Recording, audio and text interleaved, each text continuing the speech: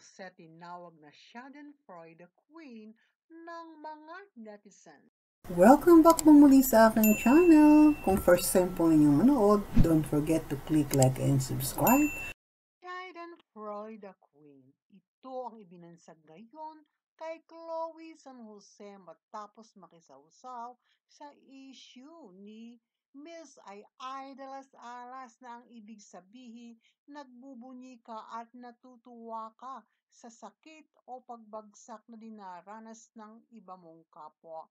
Sinabi na noon ni Wilfredo Garrido, isang attorney, na dapat talagang ma-deport itong si Chloe San Jose sapagkat aniya ito ay hindi nagbe-behave ng isang bisita sa Philippines kundi para bang pag-aari nito ang Pilipinas at wala na nga ito ayusan ng pagkilos at na-question pa ng attorney ang visa o working visa nito at ngayon naman ang mga netizens ay tinawag nga siyang Schadenfreude Queen at hindi malagot-lagot ang mga negative at bashing sa kanya na hindi mo matatanggap kung ikaw ay may kahihiyan at very sensitive na tao. Narito po ang sinasabi ng ilan. Grabe ang ugali mo at hindi nawawala. Bastos. Chloe, grabe yan. At ikaw nga ay bida-bida at nag-iingay, nagpapaepal.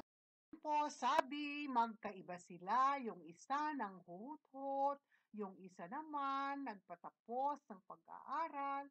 At yan nga po ay sinasabi pang, ay sigurado ka bang di mo naman iiwan si Golden Boy pagdating ng panahon. Wait, at magbabalik kay Chloe ang lahat. Kahit mawala man sa kanya ang lalaki, walang mawawala sa kanya at may pera pa rin.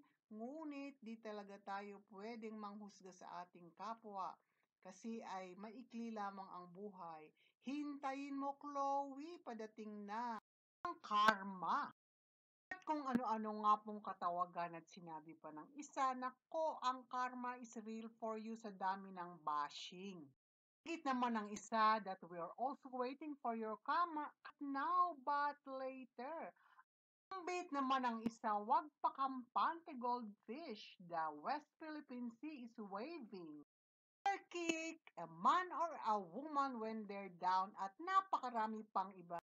At pati na nga sa labubo na isang Nordic elf or monster or demon character na pinaganda or ginawang cute para deceive daw ang karamihan na iwasang maglaro nito lalo na ang mga kabataan ay eto at ikinumpara si Chloe. Labubo tong si Chloe eh.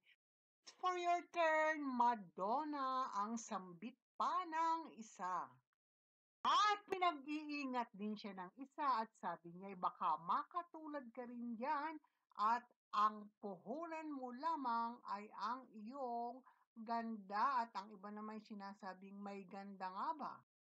Tunay namang isabi nga po natin ay talagang nagkakagulo at naglalaban-laban, war of ideas, walang tigil sa tuwing lalabas at magpo-post itong si Chloe na hindi naman mapigilan ng marami ang kanilang mga emosyon at sawsawera.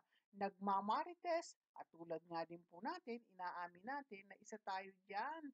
Ngunit eto nga, karma is real daw talaga. It's a golden rule. Better to enjoy life without putting others down. At ayos lang daw po kay Miss Ai, may pera siya at yung babae ay wala naman at nanghuhut-hut lamang. At marami ang nag-a-agree, nagdi-disagree at talaga pong kung tutuusin ay 1% lamang ang mga supporters na talagang umaayon at pumapanig kay Chloe San Jose. Ngunit ang pinakamasakit at hindi nawawala mula sa kanyang mga supporters ay ang tawaging ang mga boomers ay sana ay mawala na daw at in 10 years they are hoping wala nang ang boomers. At higit po sa lahat ay yung iba, dahil nga dito sa ating huling comments na pinifeature, ang mga boomers ay palagi nilang tinatawag na mga sorry for the words ay mga palamunin at manggagatas sa kanilang mga anak. Kaya't hindi din natin masisisi ang napakaraming netizens kung tawagin nga po siyang the Shannon Feud Queen sapagkat nagbunyi siya nang malaman niyang si Miss ay nahiwalay at muli si Attorney Garrido ay tama din ba sa pagsasabi niyang isa bilang bisita ay hindi naman isang Pilipino citizen ay ganito ba ang dapat iasal? Ngunit sino tayo para manghusga? Tayo ay nag-a-assess lamang din po at hindi natin hawak ang truth. At mabuti pa ay ipanalangin na lamang natin itong si Chloe San Jose. Salamat po. See you next time.